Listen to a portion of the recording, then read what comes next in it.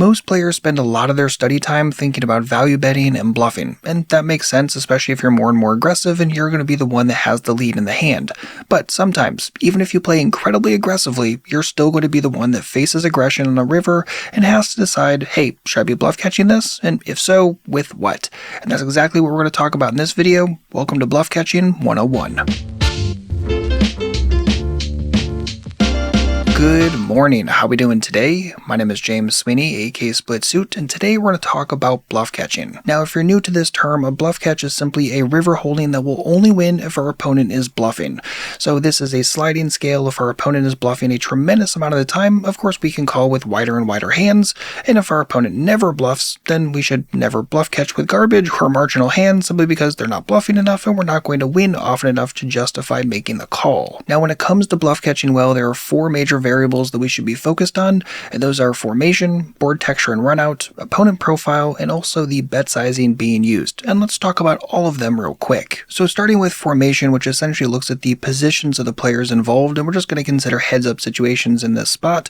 Not that it's a heads-up game, just simply that we're in a river spot and it is a heads-up situation. But there is a big difference in the data when we're looking at the formation when it's an early position player versus a blind player, or late position versus late position, since it's going to impact the ranges that both players have from the beginning, and as such the way they change and modulate throughout the hand. And we can see this very clearly when we look at the data side by side, looking at the exact same spot but different formations. So let's take a simple spot where there's a probe turn plus follow-up, and we're going to look first at the big blind versus button. So again, single raise pot, big blind versus button. The big blind is the probe turner, and then betting the river for roughly 70% pot. We're just going to look at a range of 60 to 80% and just again average it out at 70. And if we look at their overall range here, this is from the big picture data and looking at the frequency of each of these hand types in their betting range. Again, looking at that follow-up specifically. So again, this is big blind versus button. Now if we change that over to big blind versus under the gun, take the exact same situations again, probe turn plus follow-up, now all of a sudden very, very different looking range, even for the exact same bet size. So you'll notice here that in the big blind versus button formation, you notice a much higher frequency in air. And because of that, even some of our ace high hands are strong enough to win 35% of the time here. Versus in the other situation, all of a sudden they have much less air in their range, and as such our bluff catchers here should be things like middle pair plus and our absolute best low pair hands. The next variable we want to consider when bluff catching is the texture and the runout, and this is looking at the way that the board is laid out and what the actual river card is in that situation. And one of the things you notice when you start digging through the data in these river spots is that most opponents tend to bluff way more aggressively when the draw is brick. So when that's the case, obviously we should be bluff catching wider, since they are wider as well, and this is a pattern that comes up time and time again in data analysis. So to highlight this, here's the player pool data when looking at a river c-bet spot in position in a single raise pot. Firstly, on a river where the flush draw bricks. Now contrast this to an extreme spot where the river card puts out a fourth card to the flush, and notice that the ranges look very, very different. Now all of a sudden roughly 80% of their betting range is going to be flushes or better. Contrast that to the other side where all of a sudden we have a lot more air, and we have a sliding scale of stuff in the middle, things like low pairs, mid pairs, top pair weak kicker, things that don't really show up very often when the river card is a much more extreme flush filler. So using this data to come up with an actual bluff catching strategy, when the river bricks the flush draw, we should be bluff catching with top pair second kicker or better, versus when the river is filling up that fourth flush card, again kind of an extreme spot, but there we should really only be bluff catching with decent flushes or better. Now of course that's just in general, looking at the overall player pool data. What's really going to tip the scales is variable number 3, and that's your opponent profile. Now of course different player profiles approach the game differently, from preflop ranges to their overall aggression levels, and as such that's definitely going to impact how they get to the river and how often they're going to be bluffing overall. And by developing player profiles well, you can actually do data analysis and compare them side by side with different profiles.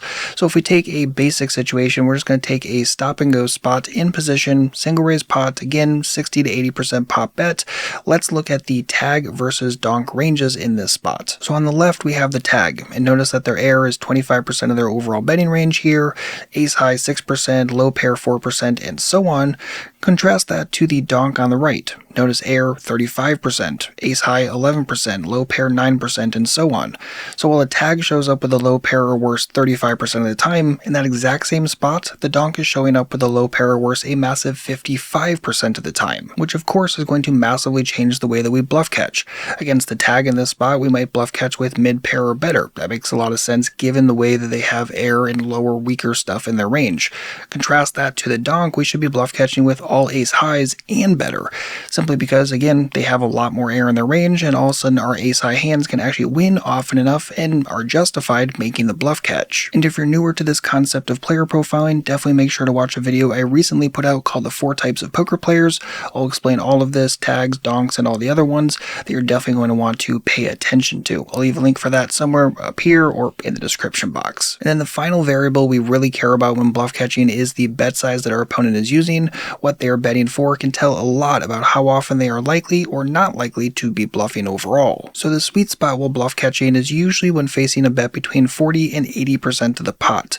When facing larger bets, not only do we need to be good more often, just mathematically speaking, but we also find our opponent is typically bluffing proportionally less. So let's compare the data for a river pro bet situation, first looking at the 50% pot bet by our opponent. So this is what the range they are using is. The air, again, 20% frequency, ace high 8%, low pair 13%, and so on. Basic math says we need 25% pot odds here. Again, our opponent betting half pot. And if this is completely over your head, I would suggest definitely looking into my post-flop workbook. It runs you through lots of different exercises wrapped around things like pot odds, implied odds, and everything in between when it comes to post-flop play.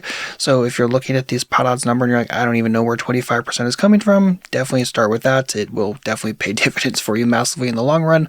Leave a link in the description box for the post-flop workbook. But now if we contrast that data from the 50% pot bet and now look at that same spot but with a 125% pot over bet, notice here that the range is similar in terms of air is roughly around 19-20%, but the rest of the range looks very, very different. Now all of a sudden you see a shrinkage in things like ace high, low pairs, mid pairs, and an increase in things like 2 pair plus. And just as a little pro tip, one of the things I will suggest is after doing the pot odds number, slap an extra 5% to that.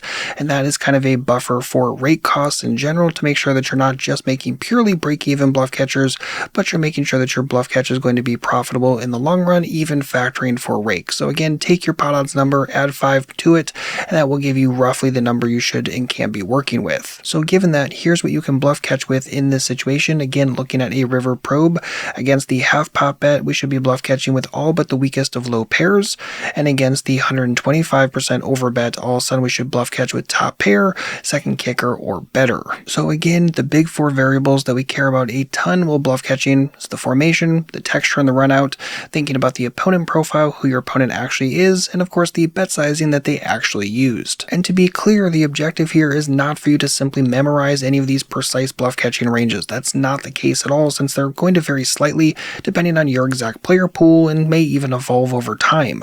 Instead, the objective, the goal here is to understand how to think about bluff catching, to have a clear idea regarding which parts of the game tree are frequently bluffed and how relevant variables impact our opponent's bluffing frequency overall. So if you feel more prepared for bluff catching in your next session, would you mind giving this video a quick like? I'd massively appreciate it, and of course subscribe if you want more videos like this. And if you want to go even further, not just in bluff catching, but also the other side of the coin, looking at spots where you should be bluffing, definitely make sure to check out my latest book, The Exploitative Edge, today. This book goes into a perfect amount of depth when it comes to bluffing, bluff catching, value betting, everything from a strategic and also tactical point of view when it comes to building up the exploitative part of your strategy. The Exploitative Edge is available wherever you get your books, in ebook form, paperback form, and even audiobook form, narrated by yours truly. Just visit redchippoker.com/edge, EDGE, to pick up your copy today, or look for it on Amazon if you prefer that. But either way, thank you so much for hanging out today. Hope you enjoyed, hopefully you learned something, and I'll see you back later with a brand new video. In the meantime, good luck out there,